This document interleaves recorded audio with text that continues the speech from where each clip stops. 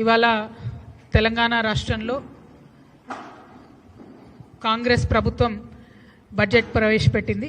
మరి నిన్న ఉగాది నాడే తెలంగాణ జాగృతి ఒక కొత్త ఆనవాయితీకి రాష్ట్రంలో తెరదీస్తూ ప్రజల బడ్జెట్ ఎట్లా ఉండాలి, ప్రజలు ఏం కోరుకుంటున్నారు అనే విషయాన్ని ప్రభుత్వానికి మేము తెలియజేసేటటువంటి ప్రయత్నం చేసినాం.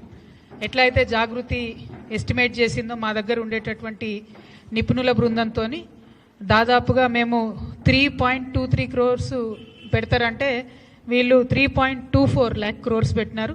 అంటే జాగృతి దగ్గర ఉండేటటువంటి నిపుణులు చాలా చక్కగా రాష్ట్రం యొక్క పరిస్థితిని అంచనా వేయగలుగుతున్నారనేటటువంటి విషయాన్ని కూడా ఈ సందర్భంగా ప్రజలందరూ కూడా తెలియజేస్తూ, మరి ఏదైనా సరే ప్రజల నుంచి వచ్చే డిమాండ్ని యథాతథంగా ప్రభుత్వాలు పాటించినట్టయితేనే ప్రజల యొక్క మన్ననను కూడా ప్రభుత్వాలు పొందుతాయనే విషయాన్ని కూడా ఈ సందర్భంగా తెలియజేస్తూ, మరి ఇవాళ వచ్చినటువంటి బడ్జెట్ మాత్రం ఏమాత్రం కూడా ప్రజా ఆమోదం పొందేటట్టుగా లేదు.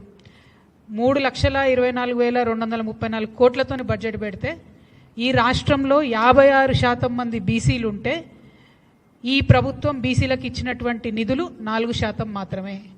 56% బీసీలు ఉంటే 4% నిధులు కూడా కేటాయించలేదు. మేనిఫెస్టోలో ఎన్నికలలో వీళ్ళు ఫేకింది రాహుల్ గాంధీ గారు, సోనియా గాంధీ గారు, మొత్తం కాంగ్రెస్ ప్రభుత్వం ఫేకింది ఏంది కాంగ్రెస్ పార్టీ అంతా అన్నాడు. 20,000 కోట్లు పెడతాం ప్రతినిత్యం అని చెప్పిండ్రు.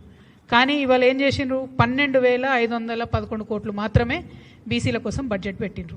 అంటే ఇది ఒక పెద్ద ఫేక్. సెకండ్ ఏంటిది, ఎంబీసీకి ప్రత్యేకంగా ఒక మినిస్ట్రీ ఇస్తామని చెప్పిండ్రు. ఎంబీసీలో ఉండే చిన్న చిన్న కమ్యూనిటీస్ అన్నిటికీ కూడా కార్పొరేషన్లు ఏర్పాటు చేస్తామని చెప్పిండ్రు. వాళ్ళకి షాపింగ్ కాంప్లెక్స్లు కట్టిస్తామని చెప్పిండ్రు. ఎక్కడా కూడా ఆ దిశగా ఒక ముందడుగు వేయడం కానీ, మరి వృత్తి పనులన్నీ కూడా గ్లోబలైజేషన్లో పోతున్నాయి కాబట్టి వాటిని ఆదుకోవాలనే ఆలోచన కానీ ఎక్కడా కూడా లేదు. కేవలం తెలంగాణ జాగృతి మాత్రమే ఎంబీసీల గురించి బీసీల గురించి ఆలోచిస్తుంది. కాబట్టి మేము చెప్పినాం, ఒకనాడు వస్తుంది మా ప్రభుత్వం, వచ్చినప్పుడు పుస్తెలు మట్టెలు చేసేటటువంటి జీవో మీద మొదటి సంతకం పెడతామని కూడా చెప్పినాం. ఎందుకు చెప్తున్నామంటే మా కమిట్మెంట్ అది. ఈ రాష్ట్రంలో ఉన్న ఎంబీసీలు ఆగమైపోతున్నారు కాబట్టి వాళ్ళ పట్ల ఈ ప్రభుత్వం శ్రద్ధ లేని వ్యవహారం చేస్తుందనే విషయాన్ని మళ్ళొకసారి తెలియజేస్తున్నాం. అట్లనే గిరిజన మంత్రి కూడా లేరు. ఇది మొదటి మంత్రివర్గం, మైనారిటీలు లేకుండా ఎస్టీలు లేకుండా మంత్రివర్గం ఉండడం ఇది మొదటిసారి. మేము 2.5 years నుంచి ఫైట్ చేస్తూ వచ్చినాం. మైనారిటీకి మినిస్ట్రీ ఇవ్వాలి అంటే అజరుద్దీన్ గారికి సడన్గా తీసుకొచ్చి ఇచ్చినారు. ఎస్టీకి మినిస్ట్రీ ఇవ్వలేదని కూడా మేము డిమాండ్ చేస్తున్నాం. ఖచ్చితంగా ఎస్టీకి మినిస్ట్రీ ఉండాలి. లంబాడాలు లేనటువంటి మినిస్ట్రీ ఇంతవరకు లేదు. అది పక్కన పెడితే ఇక 22 లక్షల ఇండ్లు 22.5 లక్షల ఇండ్లు ఇస్తామని చెప్పి కేవలం 5,500 కోట్లు పెట్టడం అంటే ఇది ఖచ్చితంగా మోసమే. గత బడ్జెట్లో ఇందిరమ్మ ఇండ్లకు 12,000 కోట్లు పెట్టిండ్రు. ఇప్పుడు అమాంతం 7,000 కోట్లు తగ్గించి 5,500 కోట్లు పెట్టిండ్రంటే పేద ప్రజలకు ఇండ్లు ఇచ్చేటటువంటి ఆలోచన కాంగ్రెస్ ప్రభుత్వానికి లేదనే విషయం స్పష్టమవుతున్నది. ఇది ఇంకొకటి రాహుల్ ఫేకుడు అని చెప్పి తెలంగాణ ప్రజలందరూ కూడా తెలియజేస్తూ ఉన్నాం. At the same time minority budget అయితే సేమ్ అసలు ఏమీ మార్పు లేదు, ఏమీ లేదు. అసలు మైనారిటీలను పట్టించుకున్న దాఖలా కూడా లేదు. అదేవిధంగా నేను ఫేక్ బడ్జెట్ అని ఎందుకంటున్నా అంటే, మామూలుగా ఎగ్జామ్ రాసేటప్పుడు పిల్లలు ఒకసారి చదివి మళ్ళీ చదువుతారు, అంటే రివిజన్ చేసుకుంటుంటారు, బట్టి పడుతుంటారు, చదివిందే చదువుతుంటారు. వీళ్ళు కూడా ఏం చేశారంటే పోయిన సంవత్సరం బడ్జెటే మళ్ళీ ఈ సంవత్సరం కూడా పెట్టారు. ఎందుకు మార్చాలి, టైం వేస్ట్, పేపర్ వేస్ట్ అనుకున్నట్టున్నారు. ఒక 4-5 ప్రధానమైన అంశాలు. చేయూత పెన్షన్లు పోయినసారి ఎంత ఇచ్చారో ఇప్పుడు అంతనే. రైతు భరోసా పోయినసారి 18,000 కోట్లు, ఈసారి 18,000 కోట్లు. రైతు కూలీలకు ఇంద్రమ్మ పదానికి పోయినసారి 600 కోట్లు, ఈసారి 600 కోట్లు. గృహజ్యోతికి పోయినసారి 2,000 కోట్లు, ఈసారి అంతే. గ్యాస్ సబ్సిడీకి అంటే ఒక అక్షరం కూడా పొల్లుపోకుండా, అది గ్యాస్ సబ్సిడీ కావచ్చు, రాజీవ్ ఆరోగ్యశ్రీ కావచ్చు, మహాలక్ష్మి కావచ్చు, same to same copy paste అన్నట్టు, అసలు మార్పు కూడా లేదు. అందుకే నేను చెప్తున్నా, ఇది ఫేక్ బడ్జెట్ ఒకటి. 2 విజన్ బడ్జెట్ కాదు, ఇది విజన్ ఉన్న బడ్జెట్ కాదు, ఇది రివిజన్ బడ్జెట్. కేవలం రివిజన్ చేసుకుంటారు, బట్టి కొట్టినట్టు. అంత దారుణంగా ఉంది ఈ బడ్జెట్. అదేవిధంగా మరి ముఖ్యమంత్రి గారు మొన్న 2.5 గంటలు మాట్లాడినారు అసెంబ్లీలో. మాట్లాడుకుంటే ఏం చెప్పిండ్రు, పోయిన ప్రభుత్వం చేసినటువంటి అప్పులన్నింటినీ మేము చాలా కష్టపడి తగ్గించినాము, రేట్లు తగ్గించినాము. కేంద్ర ప్రభుత్వం మాకు 20,000 కోట్లను డెట్ రీస్ట్రక్చర్ చేసుకోవడానికి అవకాశం ఇచ్చిందని చెప్పి 2.5 hours ఆయన ఏకపాత్రాభినయం చేసి చెప్పారు. మరి చెప్తే ఇక్కడ ఒక సూటి ప్రశ్న కాంగ్రెస్ ప్రభుత్వానికి. పోయినసారి బడ్జెట్లో వాళ్ళు ఏం ఎస్టిమేషన్ వేసిరంటే, కేంద్ర ప్రభుత్వం నుంచి వచ్చేటటువంటి గ్రాంట్స్ 22,782 కోట్లు ఉంటాయని చెప్పారు. కానీ వాస్తవానికి రియలైజ్ అయింది ఎంత, అందులో సగం 11,161 కోట్లు మాత్రమే రియలైజ్ అయినాయి. అంటే 100 సార్లు ఢిల్లీకి పోయి వచ్చి 20,000 కోట్లు డెట్ రీస్ట్రక్చర్ చేసుకొని ఏదేదో సాధించినమని చెప్పి చెప్తున్నటువంటి మీరు, ప్రధానమంత్రి మోడీ గారిని బడేబాయ్ అని చెప్పి సంబోధించేటటువంటి మీరు, మన రాష్ట్రానికి హక్కుభుక్తంగా రావాల్సినటువంటి 22,000 కోట్ల రూపాయలను ఎందుకు రాబట్టుకోలేకపోయినరు? Only 50% you are able to get. దీనికి మీరు ఇన్నిసార్లు ఢిల్లీకి వెళ్ళడం ఎందుకు? అది కాకుండా ఇంకొక మోసం మీరు చేస్తున్నది, ఇంకొక ఫేక్ ఏంటంటే ఈ సంవత్సరం మళ్ళీ 24,000 కోట్ల రూపాయలు వస్తాయని చెప్పి బడ్జెట్లో పెట్టారు. అంటే పోయిన సంవత్సరం 22,000 కోట్లు వస్తాయంటే అందులో సగం కూడా రాలేదు. మళ్ళీ ఈసారి కూడా అంతే ఎక్కువ ఎస్టిమేట్ చేసి పెడుతున్నారు. అంటే ఇది కేవలం ప్రజల్ని మోసం చేయడమే. ఇంకొక మాట మేము అడుగుతా ఉన్నాం, మీరు ఇన్నిసార్లు ఢిల్లీకి పోయి వచ్చి ఇన్నిసార్లు ప్రధానమంత్రి గారితో మాట్లాడి ఎందుకు ఒక్కనాడు కూడా బీసీల గురించి మాట్లాడతలేరు? ఎందుకు ఒక్కనాడు కూడా పెండింగ్ ఉన్న బీసీ బిల్ గురించి మాట్లాడతలేరు? అఖిల పక్షాన్ని తీసుకెళ్తామన్న హామీ ఏమైంది? అంటే దేనికోసం పోతున్నారు మీరు అనేటటువంటి ప్రశ్న మాత్రం ఇలా తెలంగాణ ప్రజల్లో వస్తుందని ఈ సందర్భంగా చెప్తా ఉన్నాం. అట్లనే ఇక ఓవరాల్గా బడ్జెట్ మేనేజ్మెంట్ గురించి చూసినట్టయితే చాలా చాలా వైరుధ్యాలు ఉన్నాయి. ఒకటి, రెవెన్యూ సర్ప్లస్ని చాలా ఎక్కువగా వేసి చూపించినారు. 6,857 crores ఉందని చెప్పిండ్రు. లాస్ట్ టైం కూడా అట్లనే రెవెన్యూ సర్ప్లస్ మా దగ్గర 2,700 కోట్లు ఉందని చెప్తే చివరికి వచ్చి 591 కోట్లు మాత్రమే ఉంది. ఈసారేమో దానికి మూడింతలు పెంచి 6,800 కోట్లు ఉందని చెప్తా ఉన్నారు. ఈసారి కూడా లాస్ట్కి వచ్చేసరికి మళ్ళీ ఏమీ ఉండదు. అంటే ఇది కంప్లీట్లీ ఫేక్, ఫ్యాబ్రికేటెడ్ బడ్జెట్ అన్నది మాత్రం చాలా చాలా క్లారిటీగా అర్థమవుతుంది. ఇక ఇవన్నీ ఒక ఎత్తు అయితే, ముఖ్యమంత్రి గారు ఎఫ్ఆర్బిఎం పరిధిలో తీసుకున్న అప్పులు 5,62,363 కోట్లు. అదేవిధంగా వివిధ కార్పొరేషన్ల ద్వారా ఈ కాంగ్రెస్ ప్రభుత్వం తీసుకున్నటువంటి అప్పులు 3,01,835 కోట్లు. అంటే మొత్తం కలిపి 8,64,198 కోట్లకు ఈ రాష్ట్రం యొక్క అప్పు చేరుకున్నది. ప్రజలందరూ దయచేసి గమనించి వినాలి. 8,64,198 కోట్లకు చేరుకున్నది. అంటే ఒక్కొక్క వ్యక్తి మీద ఈ రాష్ట్రంలో 2,16,000 రూపాయల అప్పు ఉన్నది. ఒక్క మనిషి మీద నెత్తికి 2,16,000 అప్పు ఉంది.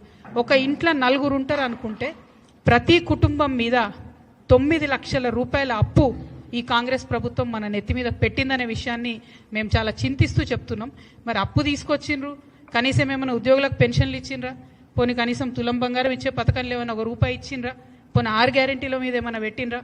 పోనీ స్కూటీలు, ముఖ్యమంత్రి గారు నిన్నగాక మొన్ననే చెప్పారు స్కూటీలు ఇస్తామని చెప్పి, కానీ బడ్జెట్లో మాత్రం కనీసం స్కూటీలు ఊసలేదు. అంటే ఈ ముఖ్యమంత్రి చెప్పేది ఉప ముఖ్యమంత్రి గారు బడ్జెట్లో పెడతలేరు అని అర్థం. మరి వాళ్ళిద్దరికీ శృతి లేదు, మతి లేని వ్యవహారమా? లేకపోతే రాష్ట్రాన్ని ఎట్లా పరిపాలించాలో అర్థం కాని వ్యవహారమా?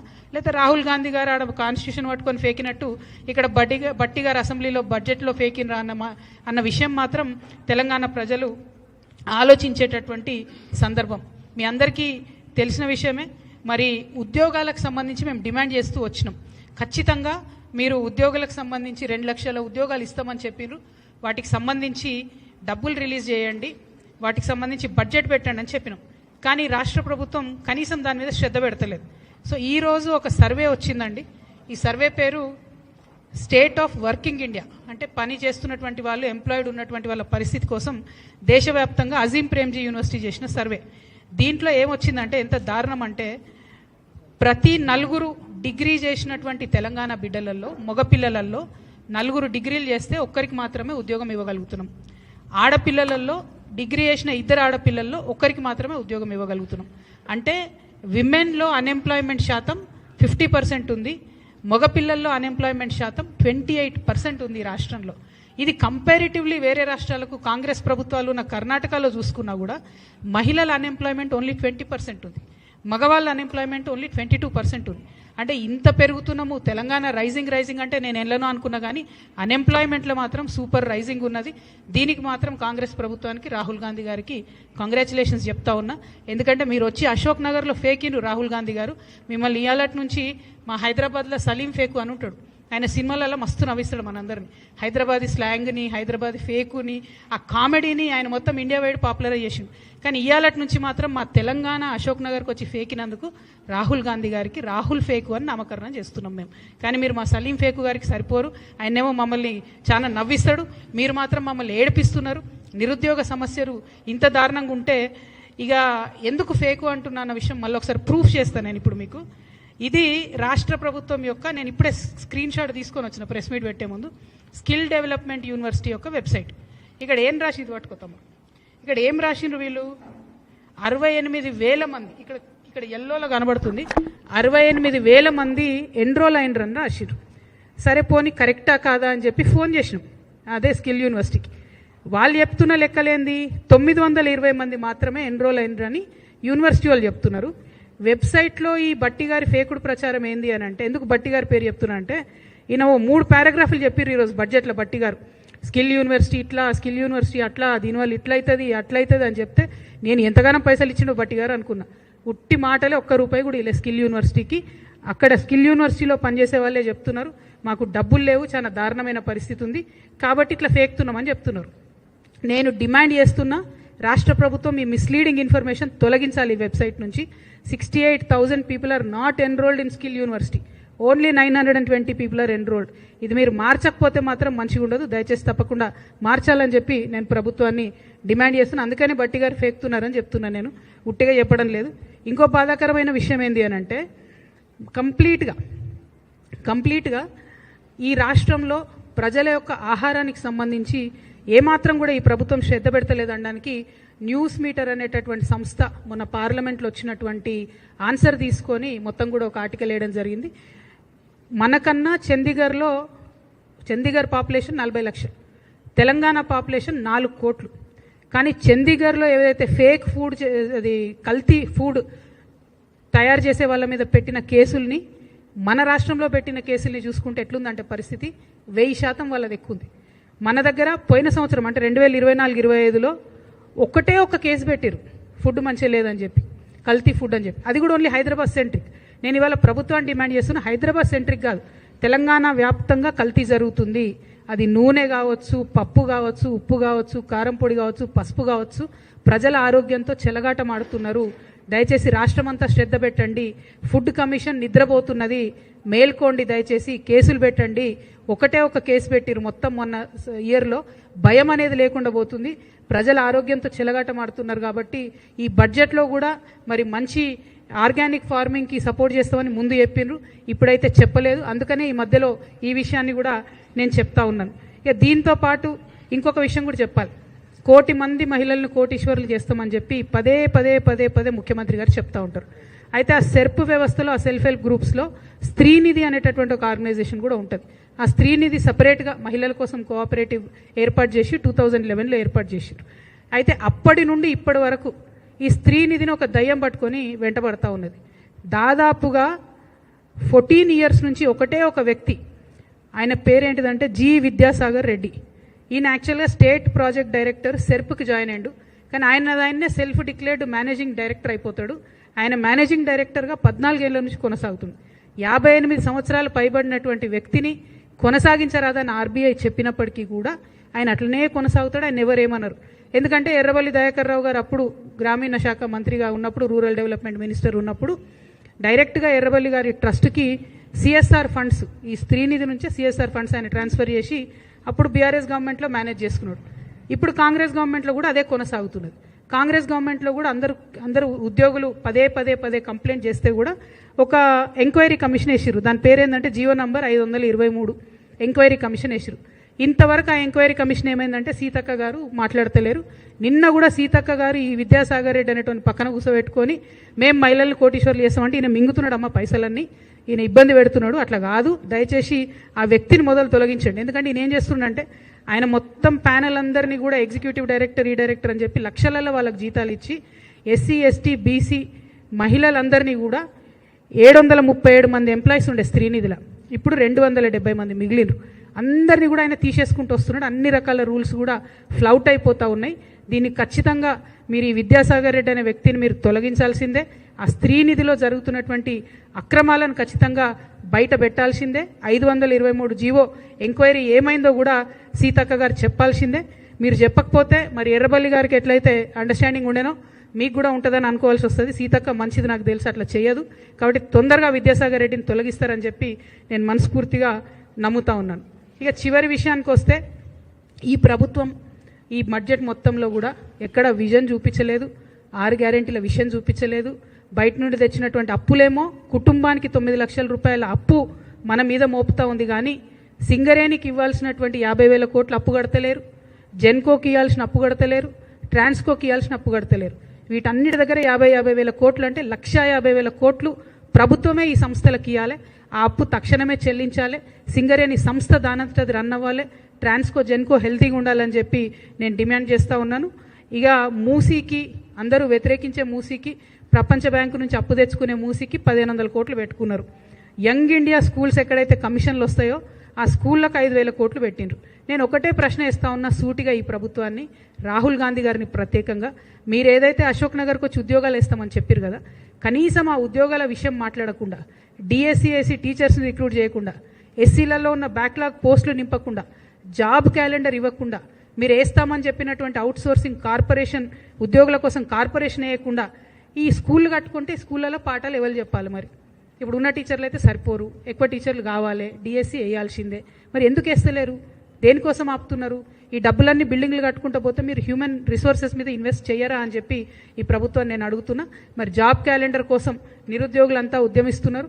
వాళ్ళు 26వ తారీఖు నాడు అసెంబ్లీ ముట్టడి చేస్తామని మాకు చెప్పిండ్రు. ఆ అసెంబ్లీ ముట్టడికి కూడా తెలంగాణ జాగృతి నుండి సంపూర్ణంగా మద్దతు ఇస్తూ ఉన్నాం.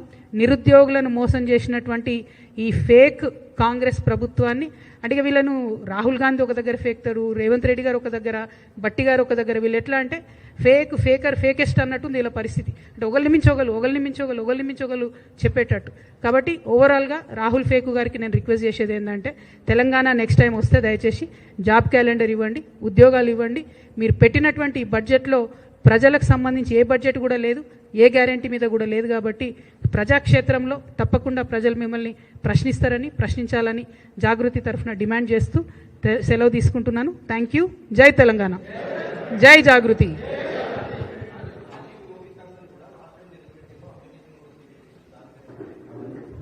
చెప్తున్నా కదా, అది కూడా సేమ్ థింగ్, ఓవరాల్ ఫేక్ అన్నట్టు. అందరికి ఇస్తాం, యూత్ అందరికీ మేము రాజీవ్ యువ వికాసంలో ఇస్తామని చెప్తే ఆడపిల్లలు మగపిల్లలు 16 లక్షల మంది అప్లై చేసుకున్నారు. కనీసం దాంట్లో సెలెక్షన్ క్రైటీరియా ఏందన్నది చెప్తలేరు. బ్యాంక్ లింకేజ్తోని లోన్ ఇస్తారా చెప్తలేరు, డైరెక్ట్ ఇస్తారా చెప్తలేరు, గ్రాంట్ ఇస్తారా లోనా చెప్తలేరు, పర్సెంటేజ్ చెప్తలేరు, వడ్డీ లేని రుణం ఇస్తామని మొదలన్నారు. మరి రుణమా గ్రాంటా ఏది కూడా చెప్తలేరు. కంప్లీట్లీ ప్రకటన చేయడం మానేయడం. నిన్నగాక మొన్న ఈ రాష్ట్ర ముఖ్యమంత్రి, అంటే ఆయన ఒక దగ్గర అన్నారు ముఖ్యమంత్రి గారు, నేను మాట్లాడితే అదే జీవో అన్నారు. మరి ఆయన అక్కడ మాట్లాడినేమని, నేను స్కూటీ ఇస్తా ఎలక్ట్రిక్ స్కూటీ అన్నాడు. రూపాయి వేటలే బట్టి గారు ఈ బడ్జెట్లో.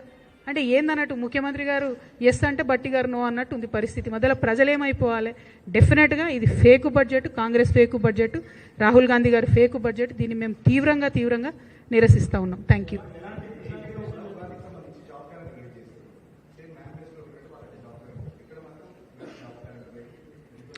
ఏపీలో కూడా కొంత నిరుత్సాహంగా ఉన్నారు ప్రజలు. ఎందుకంటే ఓన్లీ 10,000 జాబ్స్ వేసిర్రు, జాబ్ క్యాలెండర్ పెట్టిరు, కానీ ఓన్లీ 10,000 జాబ్సే వాళ్ళు డిక్లేర్ చేసిండ్రు.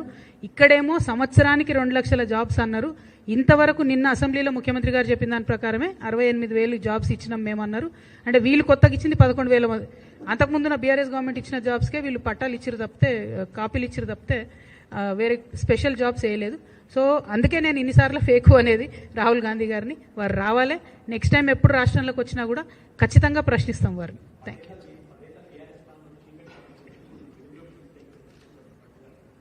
ఈ వెలుగు కాదు కానీ వెలుగుమట్ల బాధితుల పరిస్థితి చూసినాం కదా మనం. వీళ్ళన్ని కూల్చుడు తప్ప కాల్చుడు తప్పితే విషయం ఏం లేదు అక్కడ. మొత్తం అన్ని స్టేట్మెంట్లు ఒకరిని మించి ఒకరికి ఫేకుడు, ఒకరికి ఎక్కడ పేరు వస్తుందో అని ఇంకొకరు మాట్లాడడం, ఇంకొకరికి ఎక్కడ పేరు వస్తుందో అని ఇంకొకరు మాట్లాడడం తప్పితే అసలు విషయం అయితే ఏం లేదు బడ్జెట్లో. దారుణం ఏంటంటే, ఏ బీఆర్ఎస్ని అయితే మీరు అప్పు తెచ్చిరు అన్నారో అంతకన్నా ఎక్కువ అప్పు ఇప్పుడు వీళ్ళు తీసుకొచ్చిరు. కనీసం దీంతో ఒక డిసిప్లిన్ లేదు. ఎక్కడ ఇన్వెస్ట్ చేస్తున్నారు ఈ అప్పును, ఎక్కడ ప్రాజెక్ట్ కడుతున్నారు అంటే revenue expenditure only 50,000, sorry capital expenditure only 50,000 crores అని చెప్తున్నారు. అప్పు తెచ్చిందేమో దాదాపుగా 8 లక్షల కోట్లు. ఓన్లీ 50,000 కోట్లు ఈసారి మీరు క్యాపిటల్ ఎక్స్పెండిచర్ అంటే ఎట్లా తిరుగుతుంది? ఎకనామిక్ ఇంజన్ అనేది ఎట్లా తిరుగుతుంది? అసలు పోనీ ఇన్ని తెచ్చుకొచ్చిండ్రా, ఇన్నిసార్లు విదేశాలకు పోయొచ్చిరా? ఎక్కడున్నాయి పెట్టుబడులు? వేర్ ఈజ్ ద ఇండస్ట్రీ ద్వారా వచ్చిన ఎంప్లాయ్మెంట్ ఏది? ప్రైవేట్ ఎంప్లాయ్మెంట్ లేదు. ఇప్పుడు ఆ సర్వే చూపిస్తుంది మన దేశంలో రైజింగ్ అంటే నేను చెప్తున్నా కదా, నిరుద్యోగంలో మాత్రం బరాబర్ రైజింగే ఉన్నాం. ఇలా నంబర్ 1 ఉన్నాం మనం. 50% అన్ఎంప్లాయ్మెంట్ విమెన్లో. దారుణం. ఆడపిల్లలు చదువుకునేది తక్కువ, అలా సగం మందికి ఉద్యోగాలు ఇవ్వలేకపోతుంది ఈ ప్రభుత్వం. కాబట్టి వాళ్ళ ప్రయారిటీస్ అయితే కరెక్ట్ లేవు. రాష్ట్రాన్ని యొక్క ప్రగతిని ముందుకు తీసుకెళ్లే విధంగా అయితే లేవన్నది మాత్రం స్పష్టంగా అర్థమవుతుంది.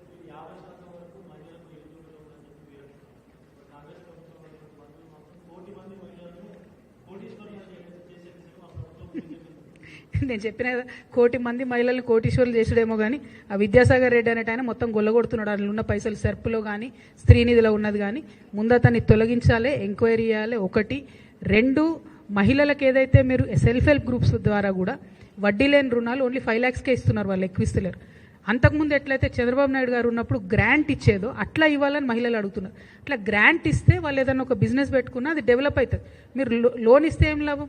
నెల్లూరు పెద్దారెడ్డి ఇచ్చే లోన్కి ఈయన రికమెండేషన్ లాగా ఉన్నది తప్పితే అదేది పెద్ద సక్సెస్ అయ్యే వ్యవహారం కాదు.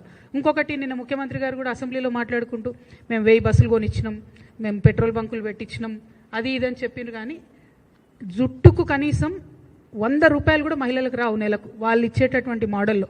నువ్వు 100 రూపాయలు నెలకు అదనంగా వస్తే ఎప్పుడు కోటీశ్వరులు కావాలి? ఎన్ని వందలు కుడితే కోటి అవుతుంది అంటే ఎన్ని నెలలు ఆగాలి మహిళలు? సో కంప్లీట్లీ ఇది ఫేక్ ప్రచారం తప్పితే ఇందులో ఏం లేదు. ఫేకు, డీప్ ఫేకు, అతి ఫేకు, ఫేకర్, ఫేకెస్ట్. మీరు చూసుకోండి, రాహుల్ గాంధీ గారు ఒకటి ఫేక్తారు, రేవంత్ రెడ్డి గారు ఒకటి ఫేక్తారు, భట్టి గారు ఇంకోటి ఫేక్తారు. ఏమీ లేదు, చాలా దారుణంగా ఉంది ఈ బడ్జెట్. అంటే నేను క్రిటిసైజ్ చేయాలని చేస్తలేను. నిన్న మేము ఏదైతే జాగృతి నుండి ఎక్సైజ్ చేసి పెట్టినటువంటి బడ్జెట్ ఉందో దాన్ని దీనికి కంపేర్ చేసి చూస్తే అసలు కంపారిజనే లేదు. మీరు ప్రజలు ఖర్చు పెట్టే చోట ఇన్వెస్ట్ చేస్తే వాళ్ళు ఖర్చు పెడితే ఆ డబ్బులు మార్కెట్లకు వస్తాయి. అట్లాంటి ప్రొవిజనే లేదు ఇక్కడ. సో కంప్లీట్గా ఈ స్కూల్ కట్టడానికి దానికి వాడితే అసెట్స్ డెడ్ అయిపోతాయి. ఆ విషయం ప్రభుత్వం అర్థం చేసుకుంటే బాగుంటుంది. అవుట్ ఆఫ్ కన్సర్న్ చెప్తున్నా, కొంత ఎకనామిక్స్ తెలిసినటువంటి వ్యక్తిగా చెప్తున్నా. ప్రభుత్వం బడ్జెట్లో ఒకటి పెట్టినా అవసరం అనుకుంటే కొన్ని మార్పులు చేర్పులతో ఇంకొంత అడిషనల్ అలొకేషన్ చేయొచ్చు. దానికోసం ఏమన్నా ఆలోచన చేస్తారేమో. ఎస్పెషల్లీ ఎంబీసీ వర్గాలకు, బీసీ వర్గాలకు, ఎస్టీలకు, ఎస్సీలకు చేయూతనియాల్సినటువంటి అవసరం ఉంది. ఆ విషయం దయచేసి గుర్తుపెట్టుకోవాలి. వికలాంగులను, మైనారిటీలను కూడా చాలా పెద్ద ఎత్తున ఈ బడ్జెట్ మరి కంప్లీట్గా ఇగ్నోర్ చేసింది. వారి కోసం ప్రయత్నం చేయాలని చెప్పి నేను ప్రభుత్వాన్ని కోరుతున్నాను. Thank you.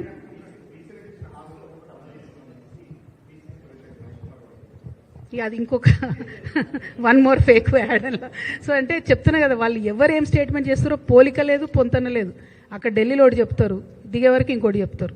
ఢిల్లీకి పోయే ముందు ఓన్లీ పదవులు మాత్రం పర్ఫెక్ట్గా తెచ్చుకుంటున్నారు వాళ్ళ కోటరీకి తప్పితే ప్రజలకు పైసలు అయితే తెస్తలేరు, పనులు అయితే చేస్తలేరు. అది వాస్తవం, ఆన్ ద గ్రౌండ్ అర్థమవుతున్నది.